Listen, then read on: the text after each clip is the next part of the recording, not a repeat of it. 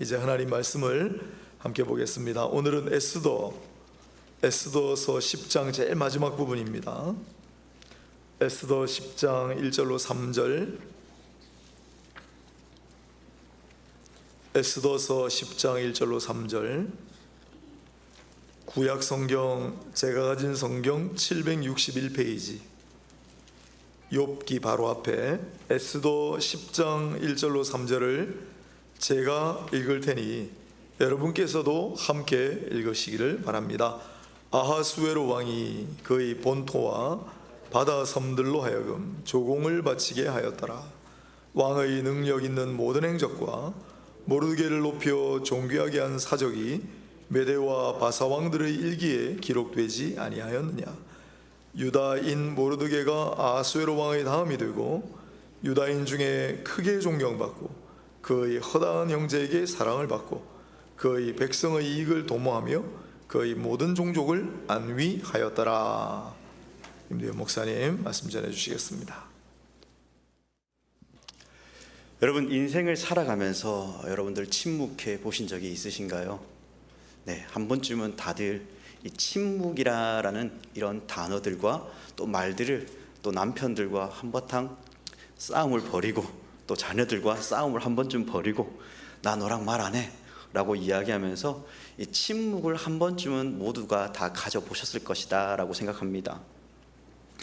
이 침묵하며 진행되어지는 일들을 우리가 또한 침묵을 하면서 지켜보는 과정이 있고 또 그 일들이 진행되어져 갈 때 어떻게 이런 일들이 일어날 수 있을까라는 그러한 생각들도 참 많이 하게 되죠. 그리고 인생의 선배들의 이야기를 들어보면요, 이 피치 못할 사정으로 침묵해야 하는 경우와 이 침묵을 깨트려야 되는 경우를 마주하게 되는데, 이때 이러한 침묵을 잘 유지하지 못하면 어려운 일들을 당하는 그러한 일들도 경험하게 되었다라는 그러한 이야기들을 많이 듣습니다. 말의 요지는요, 침묵으로 일관함으로써 답답한 마음이 들 때도 있지만 그래도 그 침묵을 통해 나 자신은 비록 피해를 받더라도 다른 이들이 평안할 수 있다면 그것으로도 만족한다라고 말하는 이 선배들이 계셨다면 그 침묵을 깨트림으로써 많은 어려움을 당하는 그런 일들도 겪게 되는 그러한 분들도 있었다는 것입니다.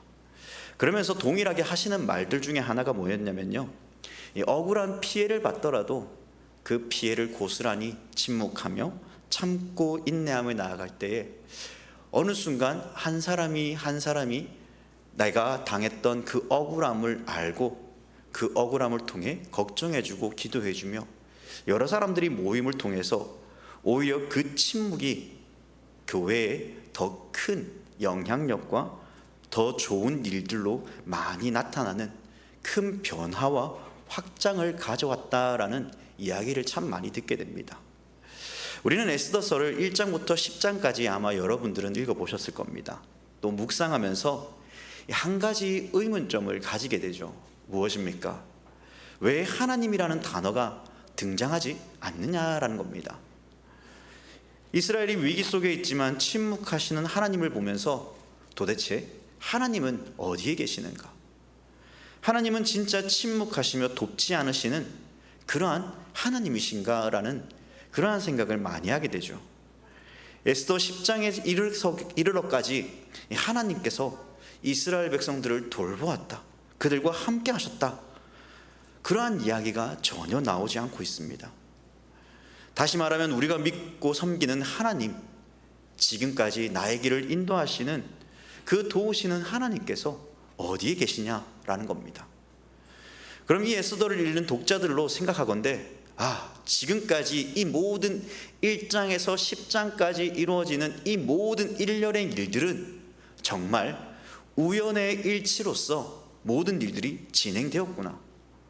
이 에스더의 주인공은 하나님이 아니라 모르드게와 이 에스더가 아닐까라는 그러한 생각마저도 들게 만듭니다. 그들은 정말 탁월하고 멋진 사람들이야. 그러므로 이 에스더의 진정한 주인공은 바로 모르드게와 에스더다. 아마 이렇게 생각하면서 그렇게 시간들을 보내는 우리의 모습들도 한 번쯤 발견해 봤을 것입니다. 우리가 성경을 보면 하나님께서는 정말 에스더에 나오는 이 침묵처럼 이렇게 기나긴 시간 동안 하나님께서 침묵하셨다라는 사실을 본 적이 없죠. 요셉의 이야기에서는 하나님께서 이 요셉의 인생의 여정 가운데 마치 절망의 구렁텅이로 내어던지는 그 순간에조차 그 아픔이 이 요셉에게 임하였을 때도 오히려 요셉은 하나님께서 행하실 일들을 기대하였죠. 그리고 그의 형제들과 만남을 통해서 이 50장 20절에 하나님의 인도하심에 대해 이렇게 이야기합니다. 당신은 나를 해하려 하였으나 하나님은 그것을 선으로 바꾸사 오늘과 같이 많은 백성의 생명을 구원하게 하려 하셨나니. 하나님께서 선으로 바꾸어 당신의 백성의 생명을 구원할 자로 자신을 세웠다라고 이야기합니다. 이러한 고난 가운데서도, 고통 가운데서도 여전히 하나님께서는 요셉과 함께 하셨고 그의 삶을 인도하신 것을 우리는 보게 됩니다. 출애굽기는 어떨까요? 출애굽기에서는 하나님께서 모세와 이스라엘을 위하여 항상 대적들의 손에 사자를 앞서 보내어 일하셨다라고 말씀합니다.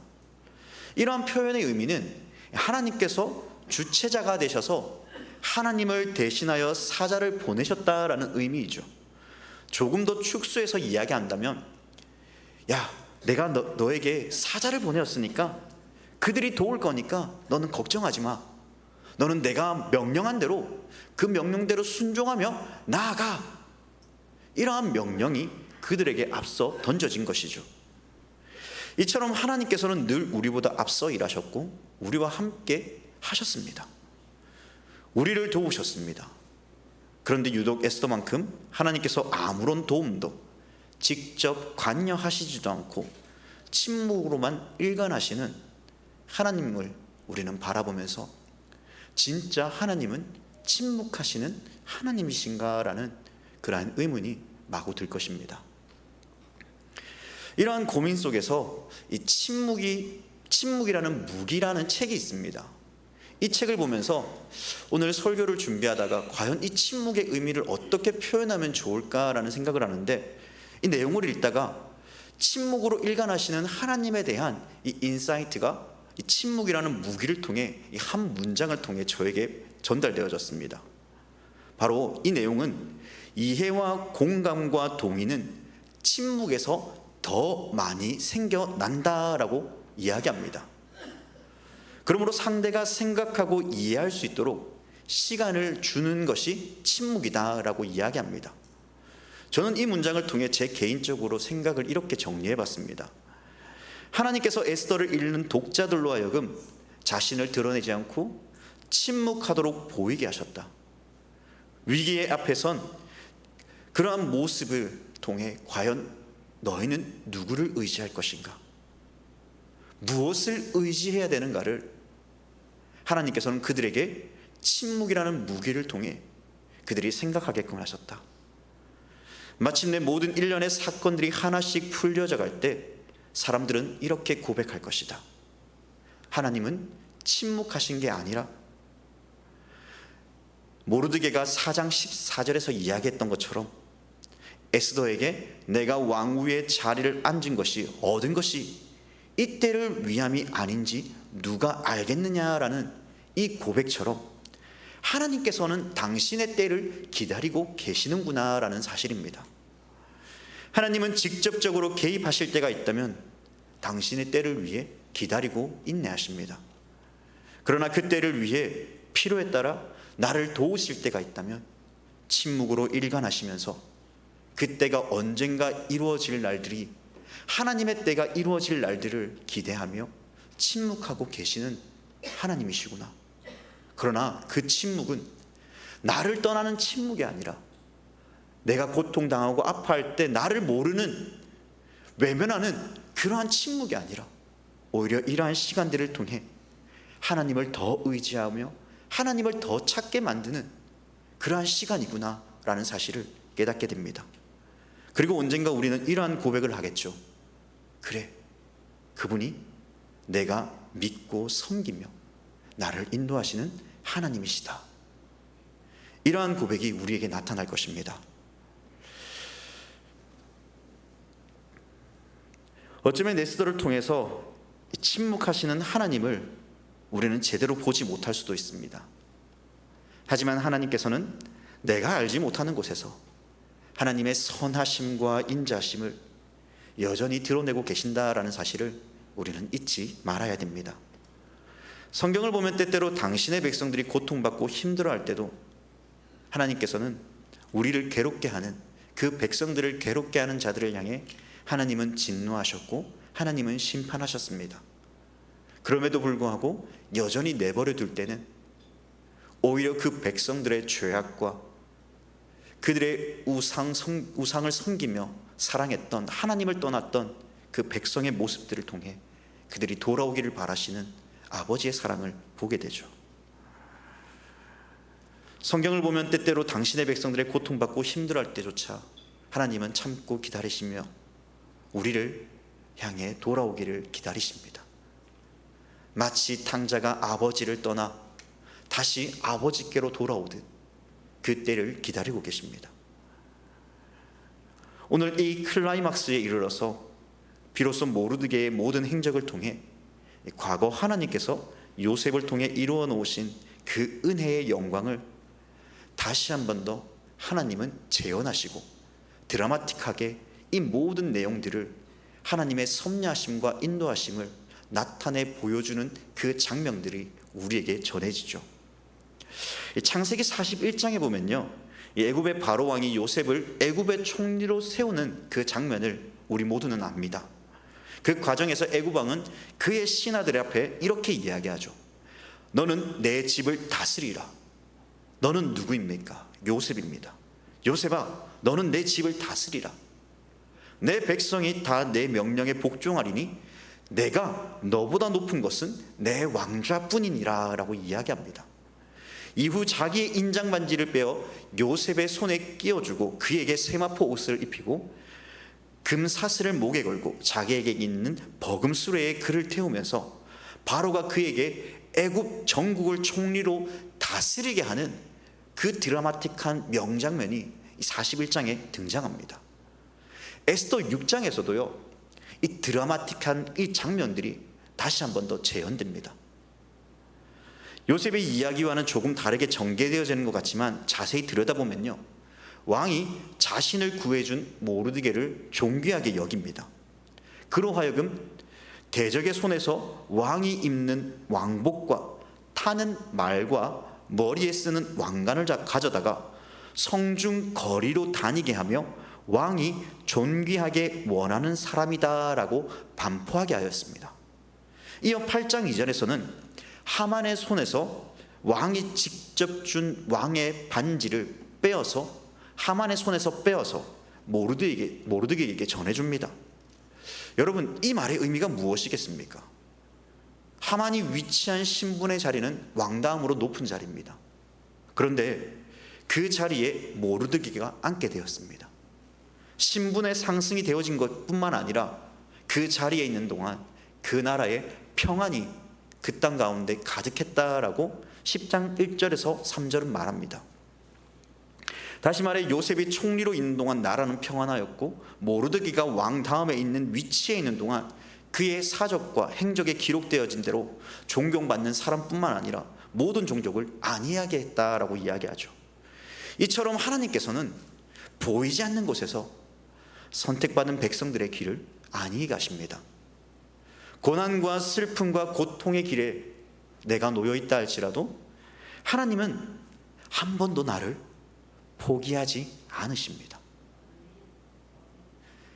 그 길들 속에 오히려 하나님의 때를 참고 기다리시면서 오늘 모르드게와 같이 요셉과 같이 비록 하나님께서는 그들을 향해 침묵하실지라도 결코 그들을 버리거나 외면하거나 그들을 모른 채 하지 않으시는 하나님이시다라는 사실을 우리는 잊지 말아야 됩니다. 찬양 중에 이러한 찬양이 있습니다. 들풀에 깃든 사랑이다라는 찬양이 있는데요, 아마 이 곡이 제가 중학교 1학년 때 좀 많이 불렀던 곡인데 아마 우리 집사님들 같은 경우에는 아마 청년회 때 많이 부르지 않았을까라고 생각합니다. 내용을 보면요, 오늘 피었다 지는 들풀도 입히는 하나님, 진흙 같은 이 몸을 정금같게 하시네. 푸른 하늘을 나는 새들도 먹이는 하나님, 하물며 우리랴 염려 필요 없네. 여러분, 이 찬양의 가사를 생각해 보면요, 들풀을 누구도 봐도 이 들풀을 신경 쓰지 않는 이 들풀도 하나님께서는 돌보시고 공중에 나는 그 새들조차 먹이시는 하나님이심을 고백하고 있습니다. 그렇기에 시인은 말하죠. 이 찬양을 저작한 이 저자는 말합니다. 하물며 우리랴 염려가 필요 없다. 왜 그렇습니까? 하나님께서 우리를 돌보시고 인도하시기 때문입니다. 그러므로 하나님께서 때론 우리 눈에 보이지 않는 일들조차 하나님은 섭리하시며 인도하고 통치해 가심을 우리는 반드시 믿어야 됩니다. 최근 다시 코로나가 유행이라고 하죠. 하지만 과거와 같이 두려워하지는 않습니다. 하지만 여전히 이 코로나라는 말을 들으면요, 우리 마음에 불편함이 있습니다. 왜냐하면 코로나로 인해 고통과 아픔을 당했기 때문입니다. 이 고통으로 인해 사회의 시스템이 마비되어 갔고, 회복은 언제 될까? 내일이면 되겠지. 그래, 다음 해에는 꼭 될 거야. 그렇게 시간이 3년, 4년이라는 시간이 흘러갔습니다. 그러한 시간들을 보낼 때마다 하루하루 불안과 고통 속에 우리는 살아갔습니다. 그리고 사람들은 말합니다. 하나님이 계신다면 어떻게 이러한 재앙 같은 이러한 전염병을 이 땅에, 이 세계에 보내실 수 있느냐? 하나님은 어디 계시느냐? 하나님이 계신다면 그 죽음의 위기에서, 그 고통의 위기에서 벗어나게 해야지. 왜 아무것도 하시지 않느냐? 왜 침묵으로 일관하시느냐? 라고 사람들은 말합니다. 그래서 사람들은 하나님은 없다, 신은 존재하지 않는다라고 더 말하기 시작하죠. 그래서 인간의 힘으로 결국 해결해야 된다라고 사람들은 말했습니다. 뉴스에서조차 교회는 원망의 대상이 되었습니다. 자꾸 예배를 드리지 말라고 하는데 왜 드리냐라고 뉴스는 전국 방방곡곡 뉴스를 내보내면서 교회에 대한 사람들로부터 그러한 신뢰와 원망을 듣게 하였습니다. 코로나19 이후 신뢰도 변화라는 도표를 보면요, 질병관리본부와 의료기관, 청와대, 정부, 한국 국민, 이웃사람, 지방정부에 대한 신뢰가 올랐다면 종교의 기관에 대해서는 맨 아래에서 두 번째를 차지할 만큼 사람들에게 신뢰도가 완전히 하락해버렸습니다. 어떻게 보면 사회에서 생각하는 교회는 이제 불필요하고 골칫덩어리가 되어버렸다라고 사람들은 이야기합니다. 그런데 이러한 비판과 고난이 현대에만 있었겠습니까? 아닙니다. 이러한 비난들은 기독교가 시작된 이래 계속 이어져 왔습니다. 어쩌면 앞으로도 이러한 비난은 계속 이어질 것입니다. 노아 홍수 시대를 생각해 보십시오. 사람들은 심판 가운데 놓여 있음을 알지 못하고 오히려 노아를 비판했습니다. 예수님께서도 이 땅에 오셔서 죄인들을 구원하기 위해 왔지만 그들은 예수님을 비난했고 오히려 십자가에 못 박게 하였습니다. 그러한 가운데 하나님께서는 침묵하시는 것 같지만 여전히 저와 여러분들을 향한 하나님의 계획과 그 섭리로 나를 인도하시며 도우셨죠. 이제 이 에스더에서 나오는 모든 이야기처럼 말입니다. 하나님께서 보이지 않도록 에스더를 왕후로 준비시키십니다. 그리고 에스더를 통해 왕후로서 앞으로 그녀가 담당해야 될 일이 무엇인지를 모르드게를 통해 깨닫게 하셨죠. 이후 억압과 고통 가운데 있는 유대인들을 몰살하고자 하는 그 하만의 계획은 이 두 사람을 통해, 아니 좀 더 면밀하게 이야기한다면 하나님의 그 침묵하고 대답하지 않으시는, 아무런 간섭하지 않으실 것 같은 그 하나님께서 세밀하고 조목조목하게 당신의 섭리와 인도하심으로 철저히 하만의 그 계획을 무너뜨리셨습니다. 하나님을 대적하는 자들을 향해 당신의 백성들을 구원하기 위한 그 하만의 계획을 묵살하시며 오히려 그가 계획한 그대로 그가 죽임을 당하게 됩니다. 유대인들을 죽이려 했던 하만의 그 대적들은 오히려 유다인의 손에 죽는 처참한 절규를 맛보아야 됐죠. 승리의 그날을 기념하며 대적의 손에서 구원하신 하나님의 은혜를 그들은 지켜나가도록 지금까지 불인자를 지키게 함으로써 하나님의 구원과 계획이 얼마나 크고 감사한지를 기념하게 하였습니다. 그러므로 저는 이 에스더를 통해 우리 모두가 다시 한 번 더 하나님에 대한, 왜 하나님께서는 나를 향해 침묵으로 일관하시는가? 왜 우리 교회를 향해 하나님께서는 침묵하시며 우리 가정을 향해서 나의 직장과 나의 삶의 태전에서 왜 하나님은 침묵하시며 대답하지 않고 이러한 고난 속에서 나를 내버려 두는가? 그러한 원망이 아니라 그 시간들을 통해 나를 향한 하나님의 또 다른 뜻과 계획이 있음을 우리는 믿어야 됩니다. 하나님은 그저 가만히 침묵하는 것이 아닙니다. 현재의 상황 가운데 비록 어려운 가운데 놓여 있을지라도 하나님께서는 바라보기를 원하십니다. 그 고통 가운데 네가 다른 것을 의지하는 것이 아니라 나를 의지하고 나를 신뢰하며 내가 너의 길을 인도할 것이다 라는 그 사실을 우리가 바라보기를 원하십니다. 그것을 믿고 신뢰하며 그 길을 온전히 걸어가기를 하나님은 원하고 계신다는 것입니다. 사랑하는 여러분, 여러분들의 삶 가운데 하나님이 침묵하고 있다라고 생각하십니까? 하나님께서 나와 함께 하시지 않는다라고 여러분 생각하십니까? 하나님 왜 고통 가운데 나를 내버려 두십니까? 라고 여러분 하나님께 원망하십니까? 그 모든 원망과 그 모든 고통, 그 모든 것들을 하나님의 때에 반드시 그 약속의 때를 이루시는 하나님을 바라보시길 바랍니다. 오늘 10장 1절 말씀에 아수레로 왕이 그의 본토와 바다 섬들로 하여금 조공을 바치게 하였다라고 이야기합니다. 여러분, 오늘 10장은 이 에스더서의 클라이막스죠.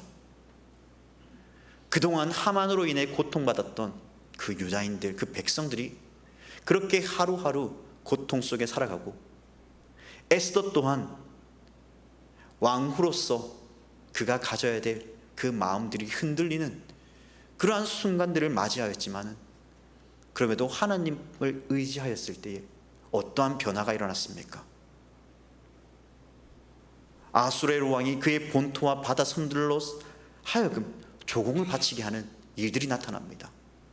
이것은 다시 말해 오늘 1장 1절에서 말하는 인도로부터 구스까지 이 127지방을 다스리는 왕에서 이제는요 바다의 섬들에게까지 조공을 바치게 할 만큼 강대한 나라로 하나님께서 그 나라를 세우셨다는 것입니다.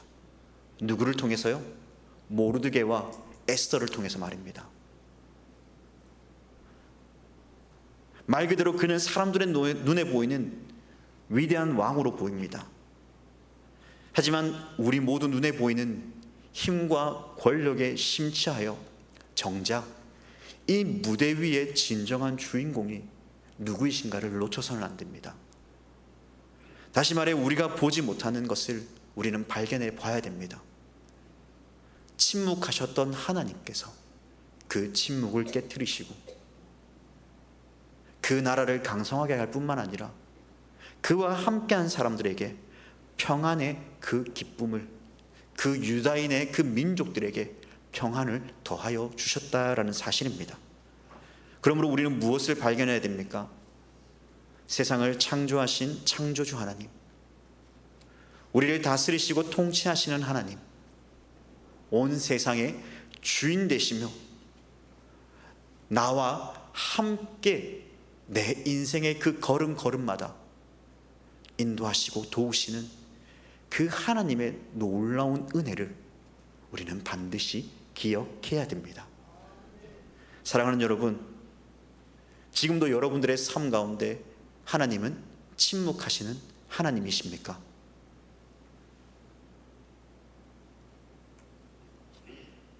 오늘 이 에스더서를 통해서, 오늘 비록 우리가 1장부터 9장의 내용들을 다 읽지는 않았지만 오늘 10장의 이 클라이막스에서 일어났던 그 놀라운 일들이 여러분들의 삶 가운데 가득하길 바랍니다. 그렇다면 오늘 살아가는 저와 여러분들에게 이 한 줄기 희망의 빛이 무엇이겠습니까?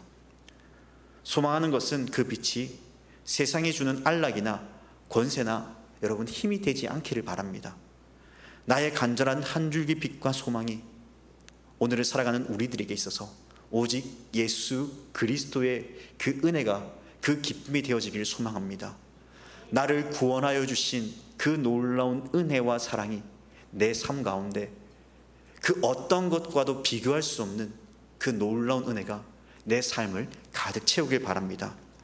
에스더와 모르드게에게 있어서도 위기 속에서 한 줄기 빛은 세상의 힘이나 권력이 아니었습니다. 그들을 지금까지 인도하시고 도우신 하나님이셨습니다.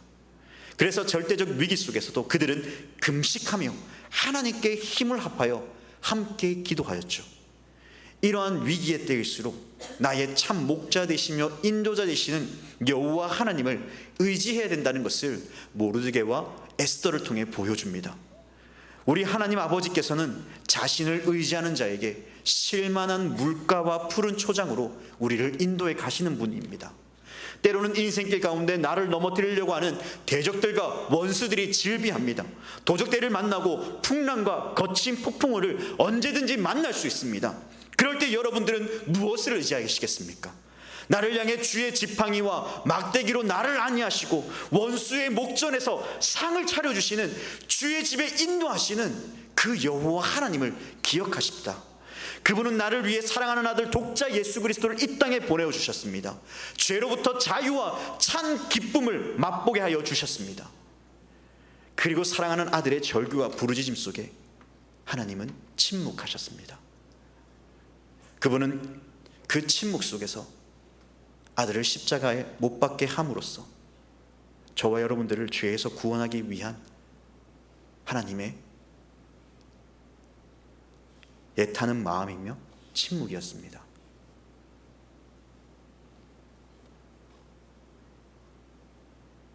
하나님의 자녀가 되게 하기 위해 그 빚값을 주고 사기 위해 하나님은 철저히 그 아들을 위해 침묵하셨습니다.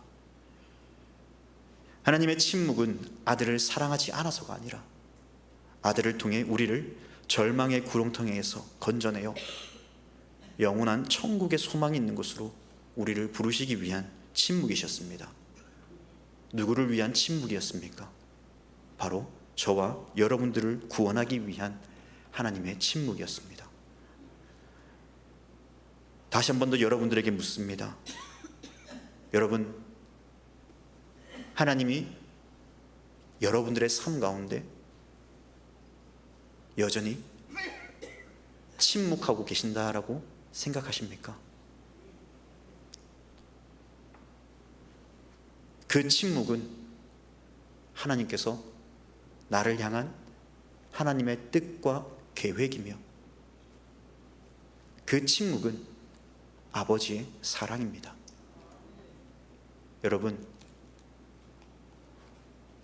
오늘 이 에스더에서 하나님은 침묵하는 것처럼 보였지만 하나님은 침묵하지 않으십니다. 여전히 나의 길을, 나의 삶을 인도하시며 도우시는 하나님이십니다.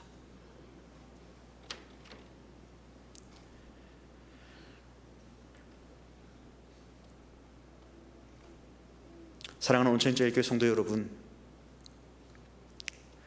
내가 믿고 섬기며 나의 길을 인도하시는 하나님이 그 침묵 가운데 아무런 응답이 없을 때라도 그 시간 더욱 하나님을 찾고 의지하며 신뢰합시다. 그 신뢰를 통해 하나님의 그 도우심과 인도하심, 그 회복을 맛보며 살아가는 우리 귀한 모든 온천제일교회 성도님들이 되기를 주님의 이름으로 간절히 부탁드립니다. 기도하겠습니다. 하나님 아버지, 절망 가운데서 홀로 내버려 두지 않으시고 나를 인도해 주시니 감사합니다. 아무것도 보이지 않을 때, 홀로 외로이 있을 때 하나님은 침묵하시며 나를 사랑하지 않으시는가라고 원망할 때가 참 많았습니다. 그러나 오늘 말씀을 통해 하나님은 침묵하시는 하나님이 아니셨고 아버지의 때를 기다리시며 회복과 축복의 그 길로 우리를 인도하시기 위한 침묵이셨습니다. 나를 사랑하며 나를 도우시기 위한 침묵이셨습니다. 하나님, 우리 모두도 그 침묵 앞에 우리가 하나님의 사랑을 더 깊이 깨닫고 하나님을 더 의지하며 나아가는 우리 모두가 되게 하여 주옵소서. 비록 그때가 언제, 회복의 때가 언제 일어날지 모르는 그 답답함 속에 살아가지만, 그 시간들이 힘들고 어렵지만, 그러나 반드시 그때가 나에게 주어진다라는 이 사실과 이 믿음이 변치 않도록, 하나님을 향한 그 신뢰가 변치 않도록 성령 하나님, 우리를 붙잡아 주옵소서. 나와 함께하여 주시며 나의 길을 인도하시는 우리 주 예수 그리스도의 이름으로 간절히 기도합니다. 아멘.